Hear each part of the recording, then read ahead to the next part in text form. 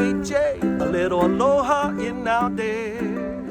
Spread a little aloha around the world at breakfast with Bob. Thank you, Poncho Man. Welcome back, everyone, to Breakfast with Bob, our Not Quite Kona edition. My name is Bob Babbitt. We are brought to you by Master Spas. As fuels go longer, Hoka Let's Fly, DeBoer Wetsuits, Premium Plus Sports, and of course, our Challenged Athletes Foundation. Our first 30 years, CAF has now raised $178 million and sent out over 48,000 grants to challenged athletes around the world. A young woman who is doing some really cool stuff to bring awareness to people who've suffered sexual abuse. Summer Willis, who's getting ready for I think her 19th marathon coming up this weekend at Rock and Roll San Diego. How you doing, Summer? I'm doing really well. Thank you so much for having me on today. So I'm assuming since you're running all these marathons, the goal is 29 marathons this year. And I'm assuming, you've got a great running background. You grew up as a runner. Take me through that. Was running part of your world? No. No, I was not an athlete whatsoever before this year. I did play soccer growing up. I was just never the best or anywhere close. And I actually did try to do a triathlon a few years ago, and I got last place in the biking section. So that's how that goes. But I always wanted to be an athlete. I always looked up to athletes. I just didn't think I was shaped like one. I didn't think I was an athletic enough to be one, but I changed my mind. I decided I was the only one stopping myself from being who I always wanted to. So I decided, not being able to run a mile, that I was going to run 29 marathons this year. And so that's how this year started. So when you were 19 years old, and we're going back 10 years, right? We're going back to 2014, you're a sophomore, University of Texas. Take me through the experience and just how you dealt with it. Yeah, so whenever I was 19 years old, I got invited to a fraternity party at the University of Texas.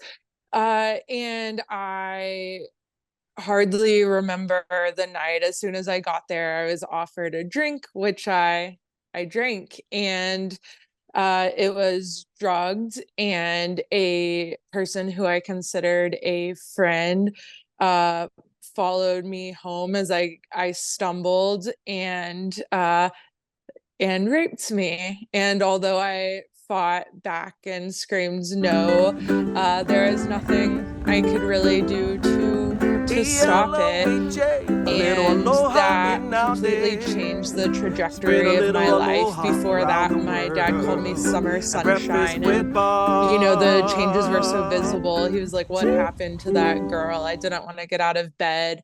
I loathed myself. I wondered how I could be so stupid. I blamed myself for accepting the drink. And it took years and years to even begin to heal, and it's been 10 years. And I finally realized, after reading about trauma so many years later, that it doesn't just go away, and you can't just pretend like it didn't happen. You have to face it head on. So with the 29 marathons, that's a way to make me feel strong, physically. But I'm also working with a counselor, finally using the free resources of my community to seek a way to combat this trauma that happened to me a decade ago head on. And what's a lot of times when obviously this type of thing happens, you just want to forget about it and move on with your life. But you can't move on with your life because it's always there. How long did it take you to realize that, okay, I'm not moving forward. I need help. It's hard to admit we need help. It's so hard to admit you need help. And I think 2 out of 3 women, they don't report sexual assault. And the people who finally tell others, it usually takes 7 to 13 years. So it takes a long time.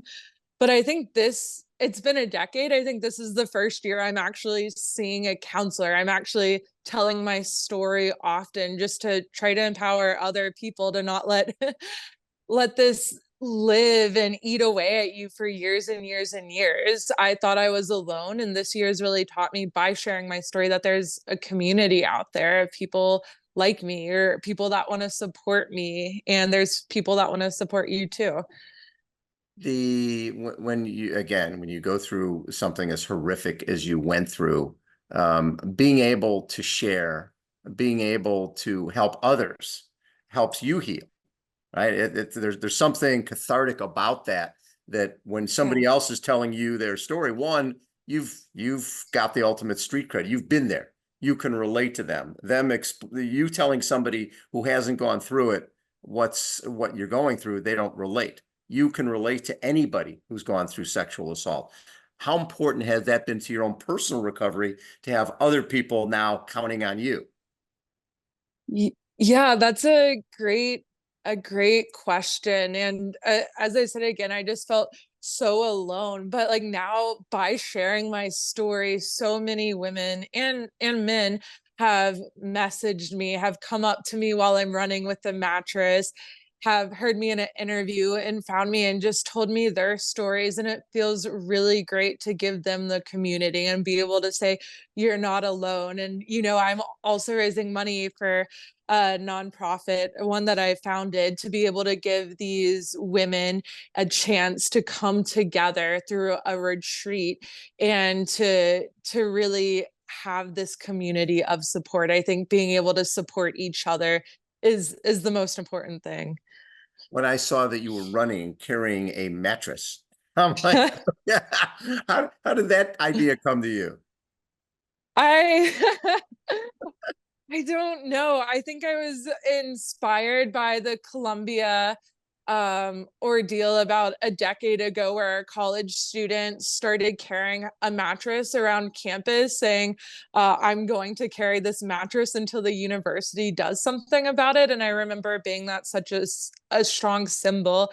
And so when I was thinking about what to do for Women's Day and a world record, it kind of made sense. I decided I was going to be the first woman to ever run a marathon carrying a mattress. And that was going to symbolize both the weight of sexual assault that we feel as survivors, but also that you can run a marathon during it. You can do hard things even with this weight. So yeah, that was a hard marathon. That's good. What was your first one carrying the marathon or carrying the mattress? It was March 8th. It was International Women's Day, and I did 4 laps around Central Park. And I'm actually going back in 2 weeks to go to the women's 10K run around Central Park, and I'll carry it again. Wow. Yeah. You train carrying that thing? I did, and I basically had a 40-pound weight vest on for months, just practicing or carrying my 1 and 3-year-old around. Both good practice. So when you first said to your husband, "Hey, you know what? I know I've never run a marathon before, but yeah, I'm going to run 29 of them this year, and I'm going to carry a mattress." What was the response? The first response was, I know my wife didn't just say 29 marathons. But a couple of hours after it sunk in, he was like, okay, how are we going to do this? So very quickly, he's gotten on board, and I couldn't do this without him because, as I said, I had a 1-year-old and 3-year-old. And at the time, I had a 4-month-old. Neither one of us were sleeping through the night. And he really just took on the challenge. He was a 3L in law school and just really supported me by watching the boys and and helping me with this crazy idea. And yeah, been so lucky. So lucky, having that support is special. Were you surprised the first time? Going public is scary. Your friends and family know what you've gone through, but the regular world doesn't. When you go public, I'm sure your first thought is, oh my God, people are going to be mean. They're not going to be nice about this, or they're going to ignore me. What was the real response to when you first came out and went through this, and what has the response been since? Yeah, that's a great question as well, because if you can imagine, you have this deep secret that you kept from the world for years that really defied who you were and what you were going through. And then you go to the morning shows and you go on these podcasts and it's like, okay, we're going to talk about the worst thing that ever happened to me. And Exactly. it's really, it's hard, but I'd like to think that bravery is doing these hard things for the good of others, and the good that's come out of me telling my story has been worth it. Because a lot of people, I didn't tell anybody for 2 years, and then I started slowly telling some, but the response was so amazing. I was at the passport office in my hometown last week, and she was like, I know you, you're the marathon girl. And she was like, thank you so much for doing what you're doing. And someone just came and bought plants at my house, and she had the same response, like, look at you. And it just feels really good that I think I'm bringing a community together. And that's all I ever wanted, was one, for myself to feel support, but now to be able to give that support back to the community, because I don't think it's just about sexual assault. I mean, this kind of started because I was having a hard time with the death of 6 relatives in 4 months, and also wanted to feel strength through that. And we all go through hard times where we have to practice resilience, right? And this is really about like a year of resilience and doing hard things even when life happens. So the site is Strength Through Strides, right? Is that Yes. yeah? And if somebody goes to the site, can they share what they've gone through? What do you want the site to provide? Yes, I would love the site to provide resources for others and also a way to contact me. So what we're building on the site right now is a way for you to contact us, and we can let you know which resources your community already has for you or your loved ones. National organizations that have 24/7 hotlines, and also an application to go to one of our treats. The first one is September 28th, and it's in nature, and there's going to be about 20 other women. And so I'm really looking forward to that. And of course there's a contact me form, and I love talking to new people, so I'd love for anyone to reach out. So after this happened, after the rape happened, PTSD, depression, ended up in an abusive relationship, physically and emotionally, strangled. When you're in something like that, do you feel that this is my fault?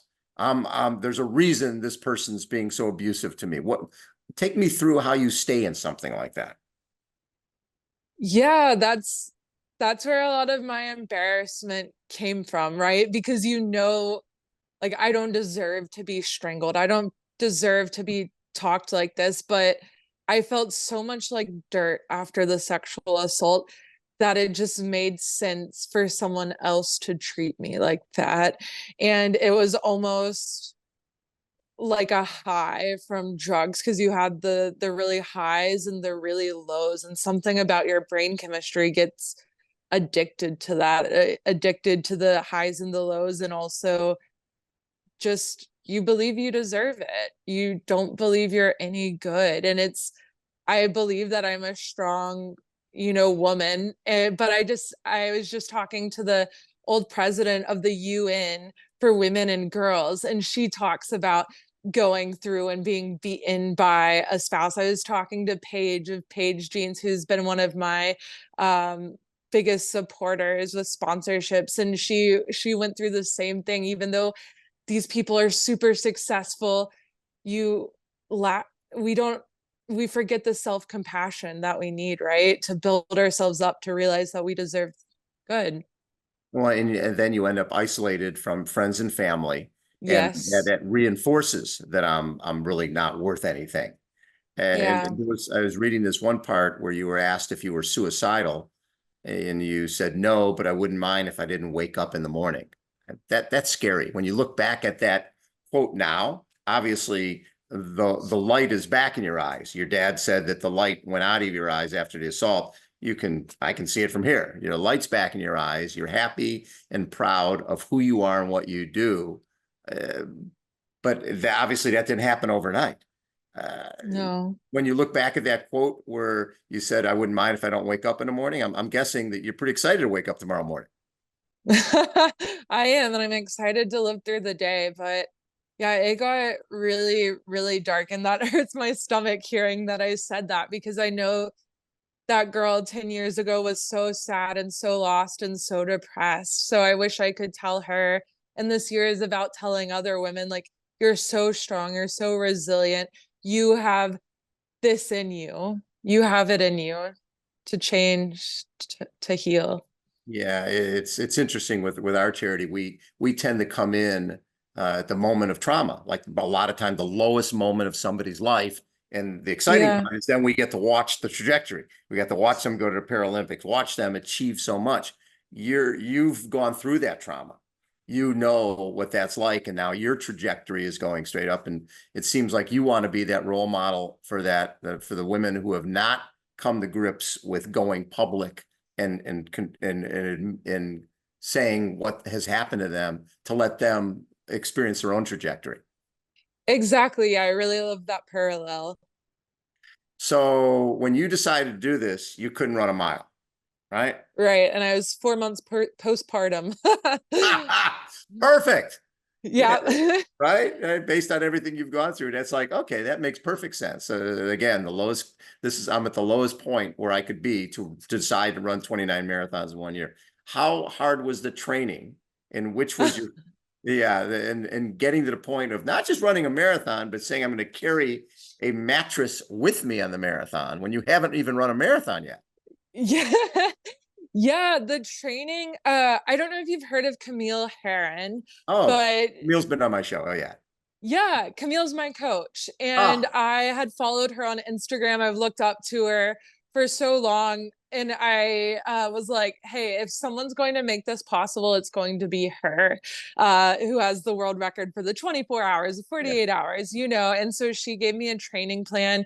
And man, I started training last summer in the Texas heat, Oh, and I died.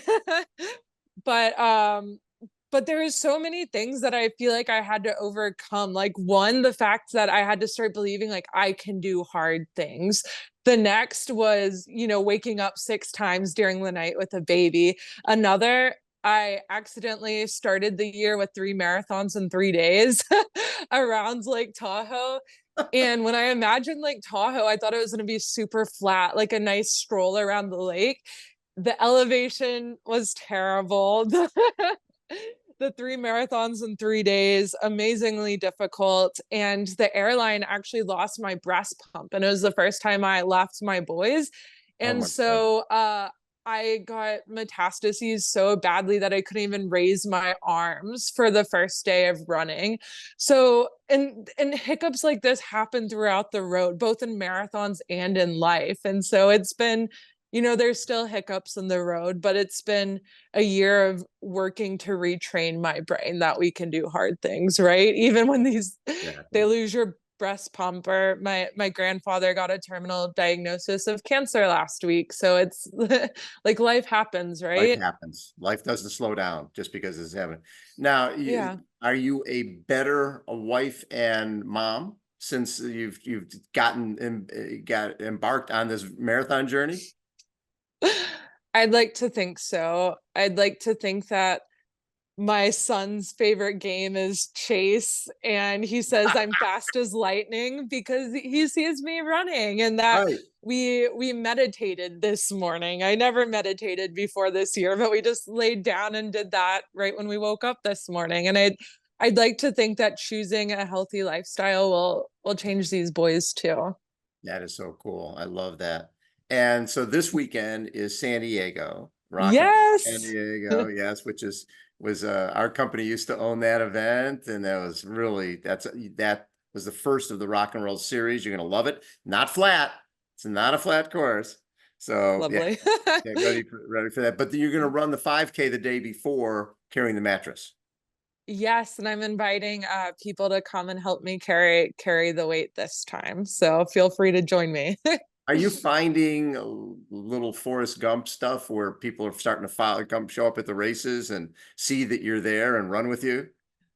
Yeah, I am. Yeah, I'm noticing people just like recognize me and are asking like, "Hey, when's the next run? I want to come. I want to try my first marathon with you." So that's been really special. having women who have, I'm sure a lot of the women who are now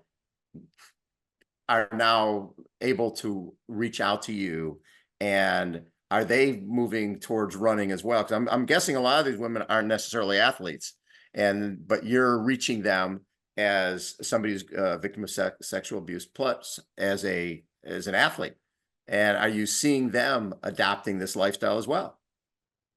I am. I have That's so I cool. have I love that. friends that I've met this year who are like re-quoting me back to me. They're like, "Oh, I tried this little like tip so that I don't get knee injuries and and I ran this fast today summer." And it's so funny because they see me as a runner and I'm still growing into that identity because it's just been, like 6 months since I started running. It's all brand new, and now you're the running It expert. is. Yeah, Yeah. that is I'm so getting cool. better. But it's also amazing. Like I would have never talked to you if I thought that just because I wasn't a great athlete, I couldn't be an athlete, And now I'm talking to a world champion No, not me. I triathlete. cover world champions. I cover world champions. But that's what's so great about our sports is running is, I call it an equal opportunity abuser, because it doesn't care what you're dealing with, right? It doesn't care about the nightmares you faced, or the fact that you're missing a leg, or if you're in a wheelchair. It just get from point A to point B, and you're successful.